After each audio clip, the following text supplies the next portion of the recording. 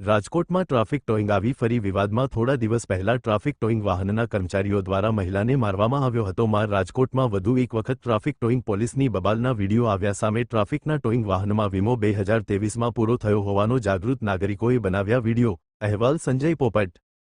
હું એડવોકેટ અંકિત કુમાર સોંદરવા. આ વિડીયો બનાવવાનો કોઈ ઉદ્દેશ્ય નહોતો કે હું પોતે ત્યાંથી ચાલીને જતો હતો ત્યારે એક મહિલા કે જે રિક્વેસ્ટ કરે છે કે મારી પાસે ઓનલાઈન પૈસા છે, છતાં ટોઈંગ વાળા ઓનલાઈન પૈસા લેવાની ના પાડે છે કે મારા ડ્રાઈવરના ખાતામાં નાખી દો, એટલે જે કોઈ ઓથેન્ટિક વસ્તુ નથી. આ વસ્તુ જ્યારે મારા નજરમાં આવી ત્યારે મેં સાહેબને જાણ કરવામાં આવી તો સાહેબ દ્વારા એવું કહેવામાં આવ્યું કે તમે કોણ છો. મને કહી શકાય કે મેં કીધું કે હું એડવોકેટ છું, કે જે હોય તે સાઈડમાં વહી જાઓ, આમના પાસે પૈસા તો લેવામાં આવશે, આવી મને ઘટના કહેવામાં આવી. ત્યારબાદ મેં તે લોકોને સાહેબને મેં કીધું કે સર રિક્વેસ્ટ કરી કે સર એવું હોય તો હું એ બેનના જે પૈસા છે એ આપી દઉં અને ખાતામાંથી મારામાં લઈ લઉં. એટલે જે રોકડા લેવડ દેવડ થઈ તો મને આશંકા થઈને સાહેબને એનાથી ઉગ્રતા થઈ કે તમે શું કામ એને પૈસા આપો છો.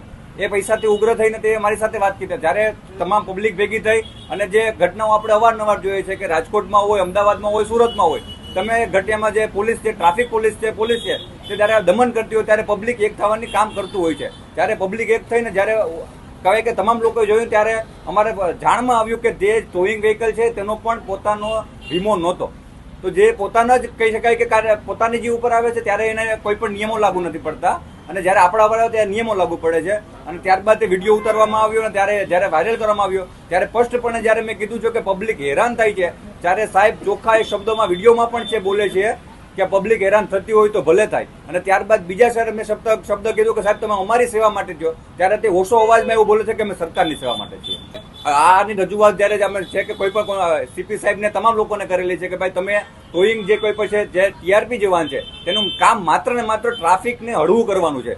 પણ આપણે અવારનવાર જોયું છે કે કોઈ પણ ચોકડીએ જઈએ, કેકેવી સર્કલ હોય, ઇન્દિરા સર્કલ હોય, કે આપણે પછી કોઈ પણ રિંગ રોડ હોય, નવો રિંગ રોડ હોય, ત્યારે તે લોકો ઉઘરાણા કરતા હોય છે, આપણી નજરની સામે આવતું હોય છે. ત્યારે આપણે કોર્ટના દ્વાર ફકડાવશું એ 100%. પણ હું પબ્લિકને અહીંથી રિક્વેસ્ટ કરીશ આપ તમામ પ્રેસના માધ્યમથી કે જ્યારે પણ તમને આવું દેખાય તો એક તમારી અંદર તમે પોતે પણ તમારી પાસે ફોન છે, એ ફોનમાં એક વખત રેકોર્ડ કરો અને એક વખત તમે જાગૃત બનો અને મારા સુધી પહોંચાડો, મીડિયા સુધી પહોંચાડો. મીડિયા અને અમે તમામ એડવોકેટની ટીમ તમારી સાથે છીએ અને જે કોઈ પણ આવા જે કોઈ પણ ઉઘરાણા કરતા પોલીસ છે તેને શાંત અને ઠેકાણે લાવવાનું કામ અમે કરવાના છીએ.